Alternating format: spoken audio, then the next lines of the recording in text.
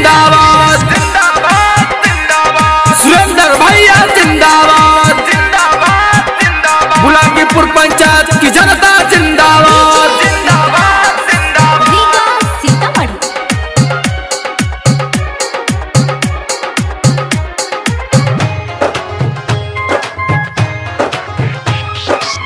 सुनो ये चाचा चाची नहीं भूलई हो, पंचायत बुलाकीपुर के शान बढ़ई हो। केहू के बात में नया बे के बा, भैया सुरेंद्र के जिताबे के बा, इन्हीं के मुखिया बना दे के बा।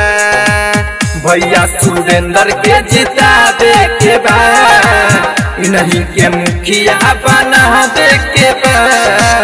सुनो ये चाचा चाची नहीं भूलई हो, पंचायत बुलाकीपुर के शान बढ़ई हो।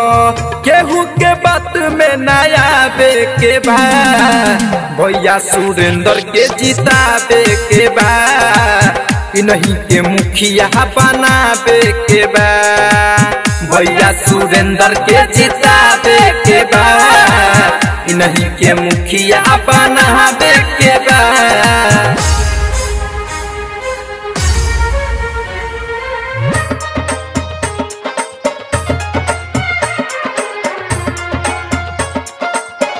गांव घर का विकास हो अगर आपका ये सपना है, गांव घर का विकास हो अगर आपका ये सपना है, तो उससे मौका दीजिए जो आप सबका अपना है। सेवा के मौका देके देखिए भैया, सुख दुख में खड़ा रही कवन हो समैया।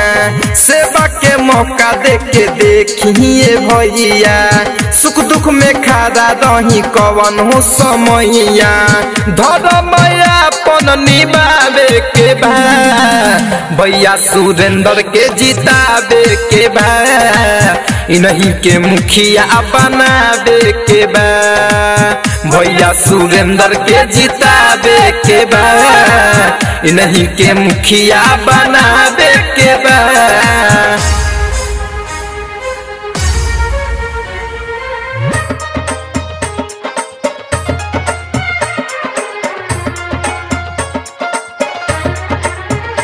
बहुत देख ली जमीन अब आकाश देखेगा, बहुत देख ली जमीन अब आकाश देखेगा।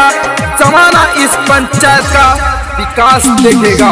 दिल के सच्चा हवे काम करी अच्छा, गौवा के सड़क पर रही न काचा।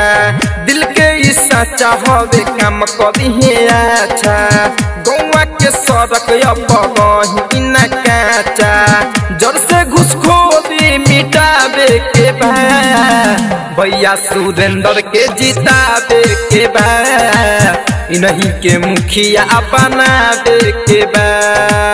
भैया सुरेंद्र के जिताबे के बा, इन्हीं के मुखिया बनाबे के बा।